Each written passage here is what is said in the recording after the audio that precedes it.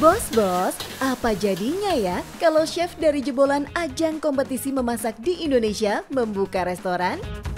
Rasa masakannya udah pasti enak, mudah menggait konsumen karena sudah dikenal dan itu berarti bakal raup cuan yang banyak, bos. Nah, kalau buat pasangan Chef Christo dan Francisca, ternyata tidak semudah itu, bos. Ada banyak cerita dan perjuangan saat membangun restoran Chinese food halal di Gading Serpong, Tangerang ini.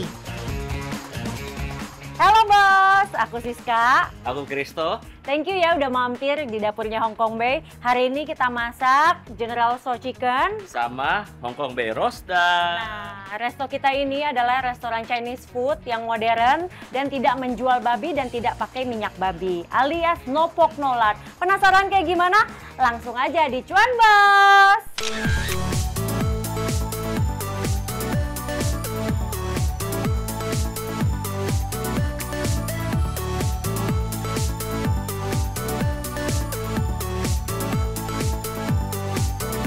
Bos, kalau dari namanya, resto ini memang terinspirasi dari Causeway Bay di Hong Kong. Distrik 1 ini tuh terkenal sebagai pusat bisnis, tempat berkumpulnya semua kalangan untuk hangout dan melakukan aktivitas keluarga.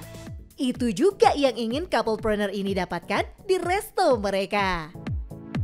Jadi dulu kita kebetulan kenal sama partner bisnis, mereka suka jalan-jalan ke Hong Kong dan terinspirasi pengen buka restoran Chinese food yang modern di sini, yang nuansanya kayak Hong Kong dan punya inspirasinya dari Hong Kong.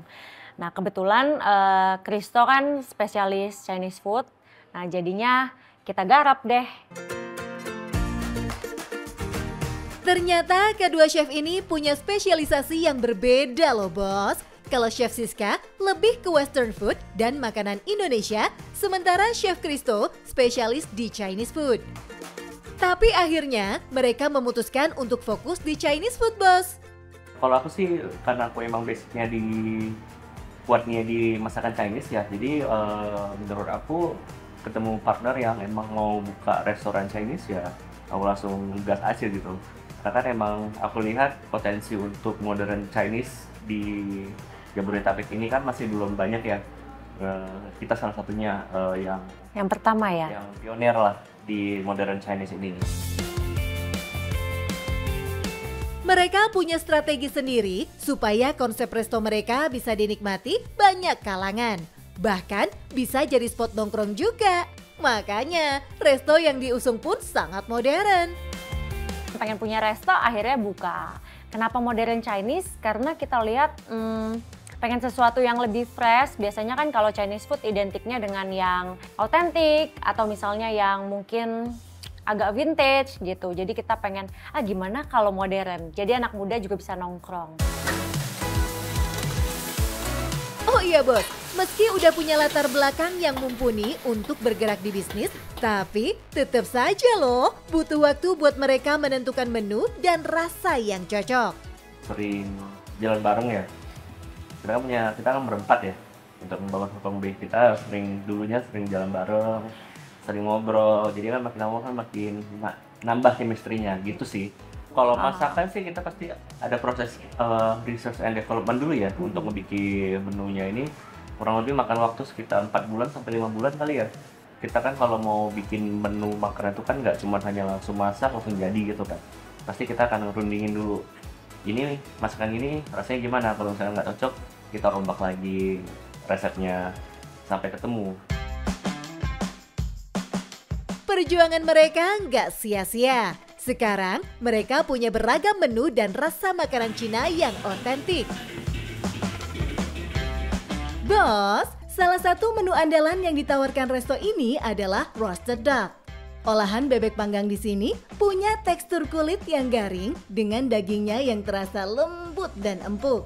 Chef Christo sengaja membuatnya seotentik mungkin, persis seperti yang terdapat di tempat asalnya Hong Kong. Kita yang paling banyak dipesan dan jadi signature dish-nya itu adalah roasted duck.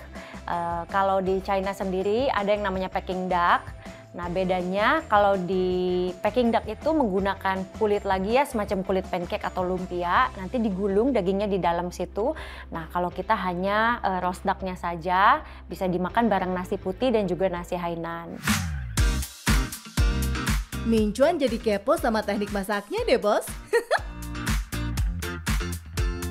Kita tekniknya itu cukup panjang, kurang lebih sekitar 1 harian ya. Proses dari marinasinya, terus dipanggang, itu makan waktu sekitar 1,5 hari kali ya, baru bisa ketemu yang benar-benar enak. Dan kualitas bebeknya juga harus kita pilih, jadi kita emang milih bebek dengan spesifik tertentu untuk kita jual di sini. Jadi nggak sembarangan bebek gitu loh. Menu lain yang ditawarkan resto ini juga nggak kalah enak bos. Dari nasi goreng, olahan ikan, sama menu ayam. Untuk minumannya ada claypot, Chinese tea ala Hong Kong sebagai pelengkap yang bisa dinikmati untuk segala kalangan, mulai dari anak-anak hingga orang dewasa.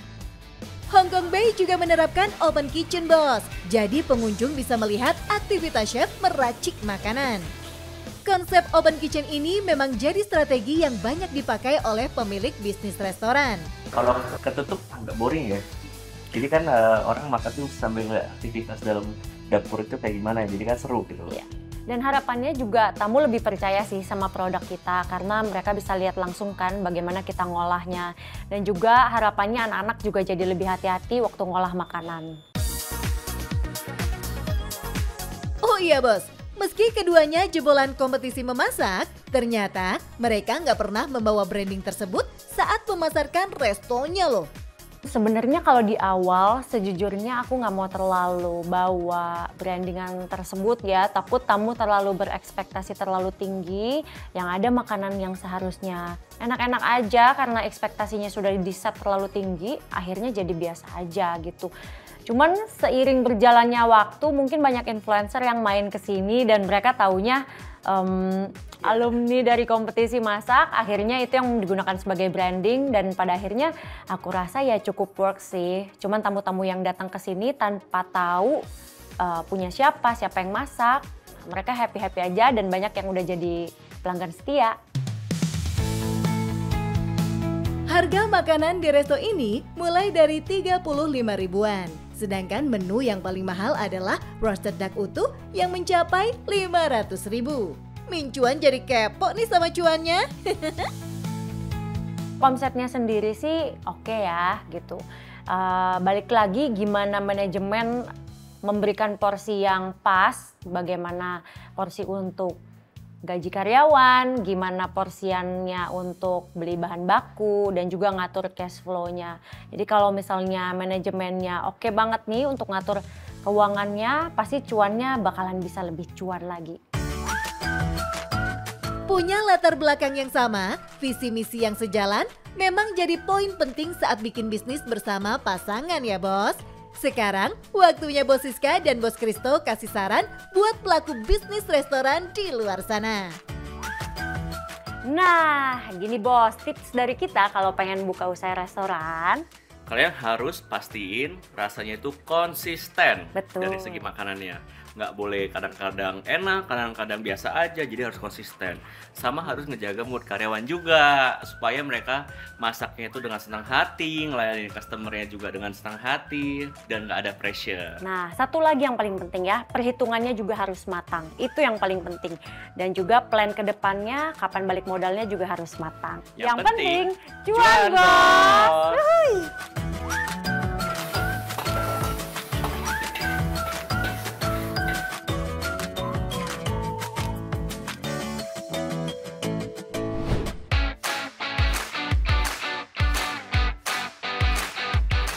Bos, bayangin deh, ada seorang lulusan S2 dari Inggris yang balik ke tanah air bukan buat duduk di balik meja, tapi malah buka resto di rumah Belanda yang udah berdiri lebih dari 100 tahun loh.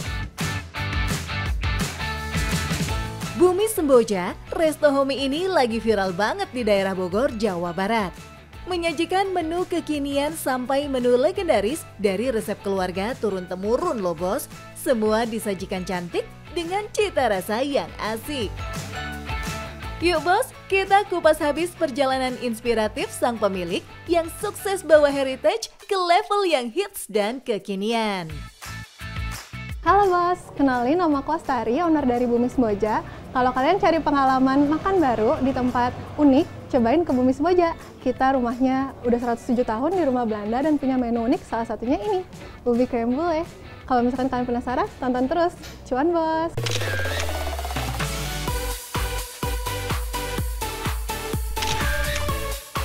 Lokasi yang strategis, 5 menit dari stasiun Bogor, jadi salah satu faktor penentu resto milik Kak Astari ini didatangi pengunjung tiada henti.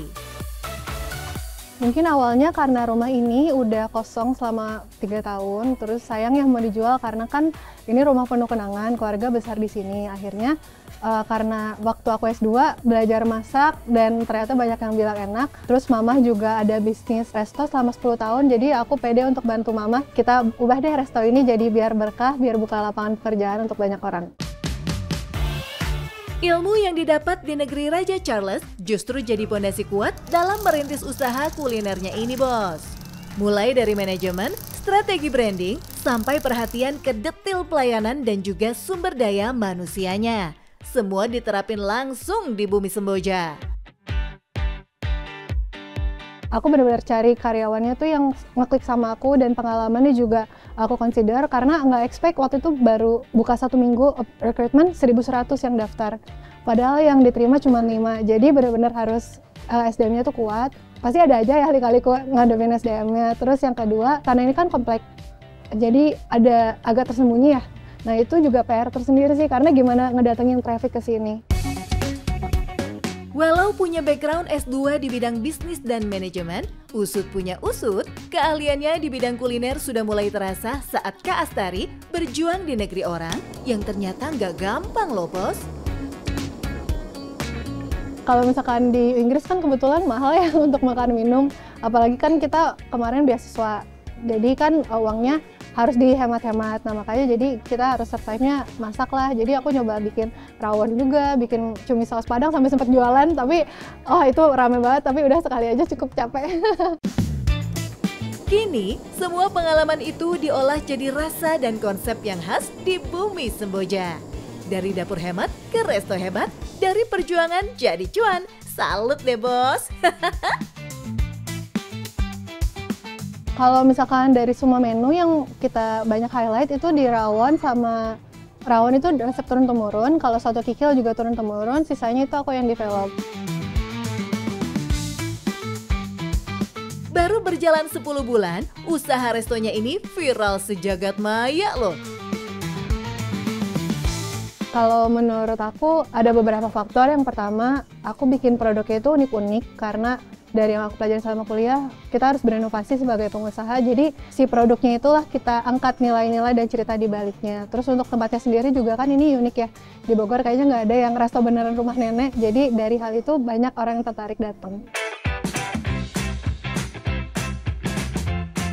Nggak cuma menyajikan kuliner Nusantara dari resep keluarga, menghadirkan inovasi kuliner juga wajib oleh Kak Astari dalam menjalankan bisnis F&B-nya ini. Ini memang jadi strategi, bisa menggait lebih banyak konsumen dari segala kalangan usia juga loh bos. Misalnya, kayak bubur lintas negara ini yang jadi menu wajib dicoba kalau bos-bos datang ke sini. Ada juga yang lebih kekinian, ubi crème brûlée yang dipadukan dengan matcha. Wih, kalau ini sih benar-benar inovasi tiada henti. Eksplorasi rasa dan menu baru memang jadi hal wajib untuk bisa disajikan ke konsumen. Eits, tapi nggak boleh lupa sama penentuan harga yang ditawarkan, biar konsumen bisa balik lagi dan lagi. Karena harga yang pas bikin pelanggan puas dan usaha pun bebas bernafas. Kalau misalkan untuk minuman itu start di 5.000 sampai 35.000, untuk makanan itu kita start dari harga 18.000 untuk makanan berat sampai paling mahal itu 88.000 di rawon buntut. Sedangkan kan kalau buntut kadang dijual di resto lain bisa 100.000 lebih ya. Wih, dari banyaknya menu dengan varian harga yang beragam, jadi strategi dalam menggait konsumen dari semua kalangan ya bos. Walau belum genap setahun, denger-denger omsetnya juga nggak kaleng-kaleng loh bos. Kalau mungkin sebulan itu kita bisa ngejual 6.000 sampai 8.000 produk. Eits, tapi mesti diingat, walau cuannya menggiurkan, urusan konsistensi di soal kualitas rasa wajib hukumnya. Makanya, Kak Astari tuh nggak main-main dalam menghadirkan bahan baku dari setiap menunya ini loh bos. Mungkin untuk para pengusaha harus tahu kualitas dari makanan minuman itu harus sesuai sama apa yang kita janjikan. Dan pilih dari bahan-bahannya juga harus bagus ya, karena kita contohnya keluarnya ambil dari Banyuwangi, matcha juga kita ambil dari Jepang, terus untuk sei sapi juga kita pakai Australian beef, jadi lebih mahal juga. Untuk servis juga mungkin harus diperhatiin, karena kan orang datang kadang bukan cuma karena makanan, tapi karena kualitas pelayanannya juga. Nah, setuju banget deh sama Kak Astari. Di balik megahnya rumah Belanda berusia seabad, Bumi Semboja hadir bukan hanya sebagai tempat makan, tapi sebagai pengalaman kuliner penuh nilai. Oke, sebenarnya kalau dari rumahnya ini sendiri, kita kapasitasnya di 127 orang dan kebagi ada ruangan indoor dan outdoor. Ini juga kita ada taman, ini sebenarnya area baru beberapa bulan. Rumahnya sendiri itu udah 100 tahun, jadi sebenarnya dibangun dari 1918 dan keluarga di sini dari 1950. Tanpa ada biaya sewa tempat, dan akhirnya menjadikan restonya ini jadi pusat perhatian yang ikonik di jagat maya nih bos. Ini jadi bukti kalau di tangan anak muda, apapun bisa naik kelas dan jadi ladang cuan yang luar biasa. Nah, gimana bos? Seru kan makan di Bumi Semboja? Untuk kita, jualan makanan itu bukan hanya untuk bikin produk yang enak, tapi di sini kita juga merawat resep, merawat memori, dan ingin membagikan kehangatan dari rumah nenek ke banyak orang. Jadi, kalau kalian mampir ke Bumi Semboja, rasanya seperti pulang ke rumah nenek. Untuk kalian lagi usaha, semangat ya, yang penting cuan bos!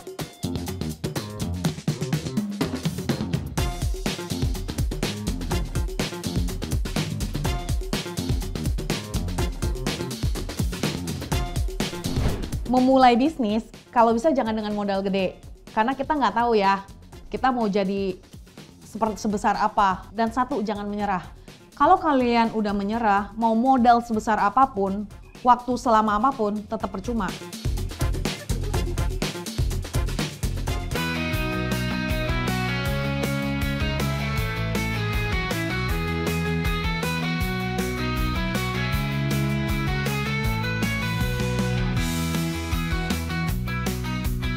Bos-bos, pernah kebayang nggak roti lembut berpadu dengan isian bakso ayam? Ide sederhana tapi unik inilah yang jadi awal mula kesuksesan Kayla Bakery. Toko roti yang awalnya usaha rumahan ini sekarang menjelma jadi bisnis roti yang makin cuan dari hari ke hari. Bahkan berkembang sampai punya 4 toko loh bos. Nah, penasaran kan siapa sosok di balik sang pionir roti bakso ayam ini? Langsung aja yuk kita kenalan. Halo bos, saya Lenia Pritasari, founder dari Kayla Bakery. Kayla Bakery jagonya roti bakso ayam. Bukan hanya produknya yang enak, tapi cuannya juga enak bos. Penasaran? Tetap di Cuan Bos.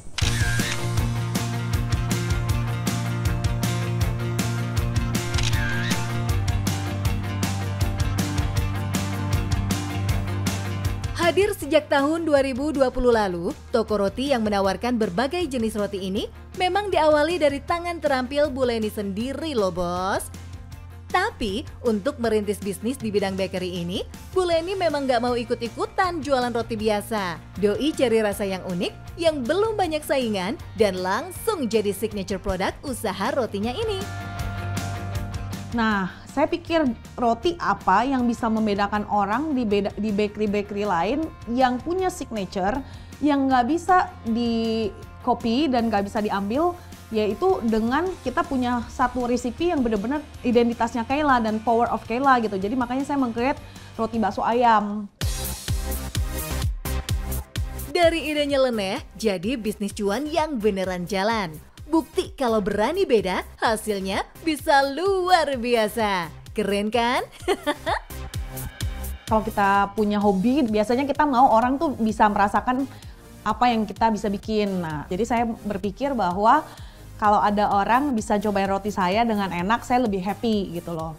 Setelah 2 tahun online, nah akhirnya kita buka toko dan sampai hari ini Kayla tetap kita kasih the best service dan the best product sih. Bagi kebanyakan orang, masa pandemi COVID lalu memang jadi masa paling sulit untuk menjalankan usaha. Tapi, masa itu malah dimanfaatkan oleh Bu Leni untuk menghadirkan inovasi produk dari keterampilannya menyalurkan hobinya di bidang kuliner.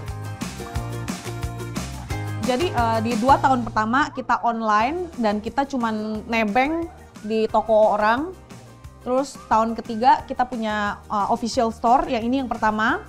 Terus tahun keempat langsung saya buka cabang 3, jadi total ada 4. Dari yang awalnya cuma produksi di dapur rumah, sekarang makin serius dengan sistem yang lebih rapi dan serius nih bos.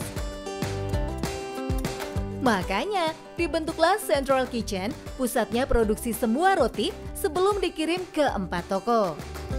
Dengan Central Kitchen, kualitas rasa bisa konsisten, stok lebih stabil, dan proses jadi jauh lebih efisien.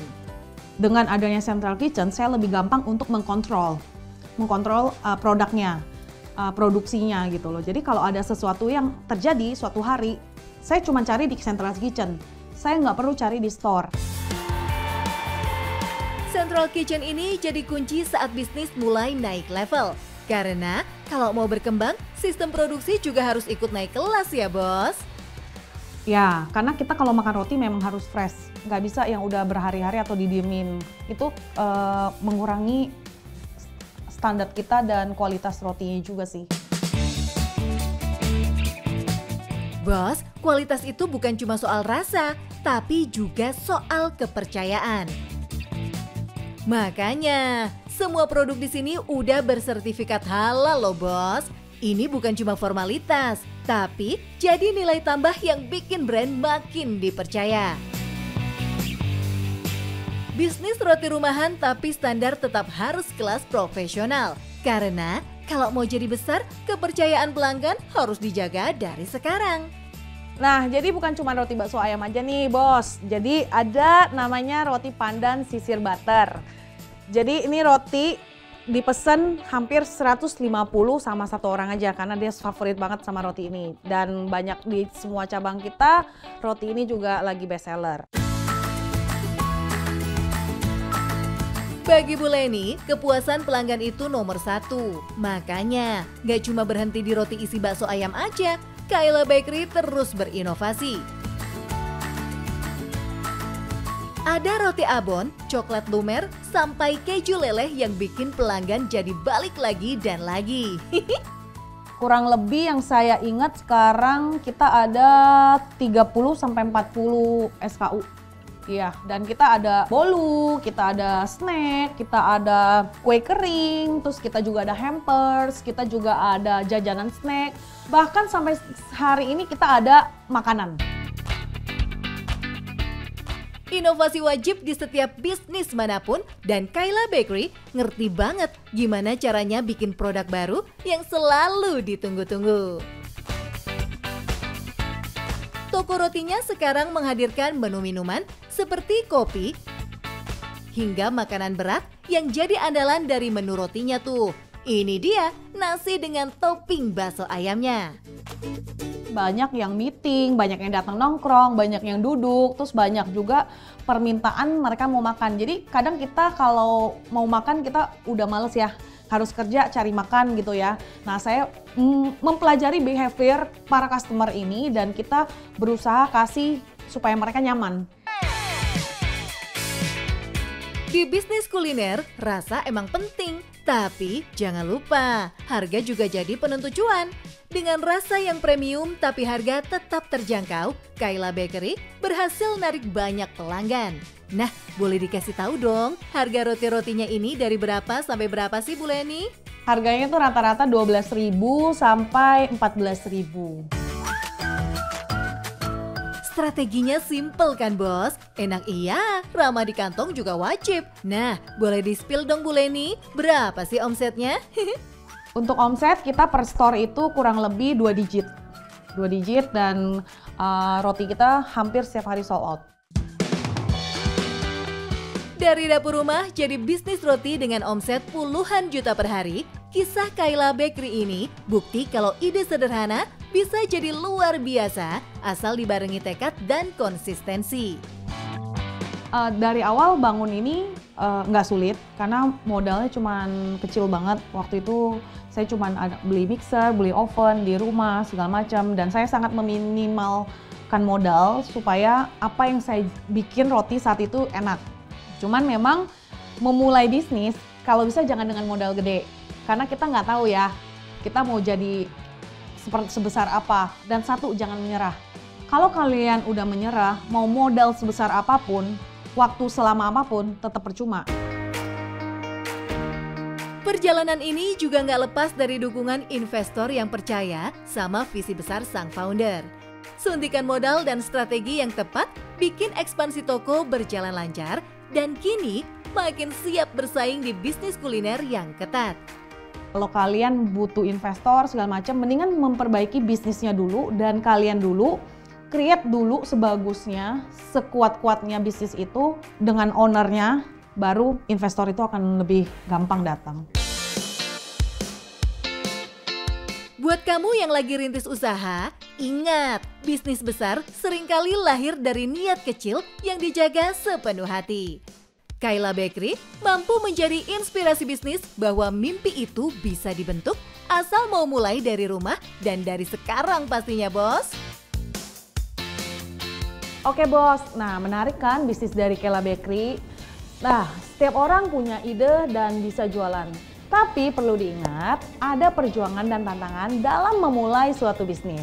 Maka perlu bahan bakar dan semangat untuk menjalankan semuanya. Yang penting, cuan bos! Dulu ini kan bentuknya masih sawah. Alhamdulillah bisa membangun tempat seperti ini. Kemudian juga bisa menambah-nambah tanaman, itu kan suatu cuan sendiri ya.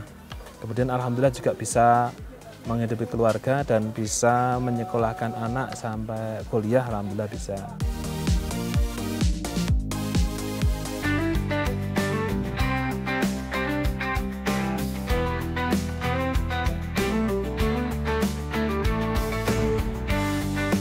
Bos, daripada akhir pekannya cuma touring alias tidur miring, mendingan kita panen buah di kebun yuk. Tenang, yang ini nggak pakai capek kok. Malah sekali jalan bisa menang banyak. Buah yang dipanen bukan cuma 1 atau 2 jenis aja. Psst, tapi tahu nggak sih bos, kebun seluas ini dulunya sawah loh.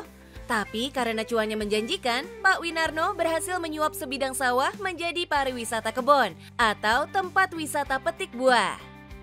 Halo bos, gara-gara saya senang tanaman, sekarang saya jadi banyak koleksi buah-buahan. Penasaran dengan apa buah yang ada di sini? Tetap di Cuan Bos.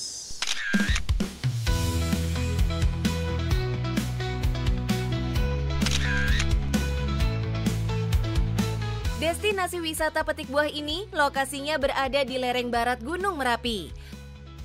Tepatnya di Dusun Sudimoro, Desa Pucang Anom, Kecamatan Serumbung, Magelang, Jawa Tengah. Di atas lahan seluas 1 hektar ini tumbuh berbagai macam buah-buahan bos, seperti kelengkeng, jambu air, anggur, dan buah tropika lainnya. Kebun wisata petik buah ini buka setiap hari ya. Semua pengunjung yang datang bisa langsung icip-icip buahnya nih bos. Nggak usah worry, buahnya bakal habis. Sistemnya jadi kalau di sini itu dibikin rotasi pembuahan. Jadi sebetulnya kayak anggur, kayak kelengkeng, kayak durian itu kan bisa disetting. Jadi untuk pembuahannya seperti anggur ini misalkan ini ada berapa petak atau berapa kolong gitu. Misalkan untuk daerah sini, sebelah sini kita pangkas pembuahan, kemudian sebelah sini sebulan berikutnya, sebelah sana bulan berikutnya. Jadi nanti setiap saat itu akan ada buah. Dengan tiket masuk hanya Rp10.000, para pengunjung bebas berkeliling kebun buahnya. Tapi wajib ditemani sama karyawan yang bertugas ya bos. Dengan cara ini, pengunjung bisa memetik buah yang benar-benar sudah matang di pohonnya. Nggak bakalan salah petik buah ya bos.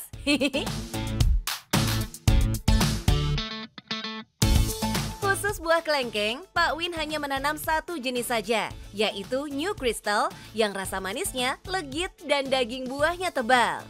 Sedangkan anggurnya ada sekitar 15 jenis anggur dengan rasanya yang unik pada masing-masing jenisnya, seperti anggur Tamaki, anggur Brazil, dan anggur Gosvi. Oh iya, sebelum dinikmati, buah yang sudah dipetik jangan lupa ditimbang dulu bos untuk menentukan harganya. Di balik manisnya buah-buahan ini, ternyata Pak Win punya tantangan tersendiri bos untuk pemeliharaan masing-masing tanaman buah, terutama tanaman jambu air nih. Jambu air itu paling susah. Ya. Kalau untuk anggur sama kelengkeng, tapi jambu air itu paling susah. Yaitu dia gampang busuk, gampang kena lalat buah, dan cara membungkusnya kan harus satu dompol. Kalau kelengkeng kan satu dompol, satu itu gampang. Udah puas jalan-jalan keliling kebun dan petik buah? Saatnya untuk mengisi perut nih bos. Tenang bos, di sini ada resto yang siap manjain lidah dengan aneka menu makanan dan minuman. Seperti mangut beong atau nila, bakso, sederet cemilan, dan wedang-wedang herbal yang berkhasiat. Harganya nggak bikin kantong bolong bos, mulai 10.000 sampai 30.000-an aja. Alhamdulillah, kini Pak Win mulai menikmati hasil jerih payahnya bos. Wisata kebun petik buahnya ramai didatangi pengunjung saat akhir pekan. Bisa sampai puluhan orang loh, mereka datang dari berbagai penjuru Magelang dan kota sekitarnya. Cuan yang terkumpul digunakan Pak Win untuk mengembangkan kebun wisatanya, yang tentu saja bisa mengangkat perekonomian warga di sekitar lokasi kebunnya. Oh, alhamdulillah hasilnya yaitu bisa untuk pengembangan seperti ini. Dulu ini kan bentuknya masih sawah. Alhamdulillah bisa membangun tempat seperti ini, kemudian juga bisa menambah-nambah tanaman, itu kan suatu cuan sendiri ya. Kemudian alhamdulillah juga bisa menghidupi keluarga dan bisa menyekolahkan anak sampai kuliah, alhamdulillah bisa.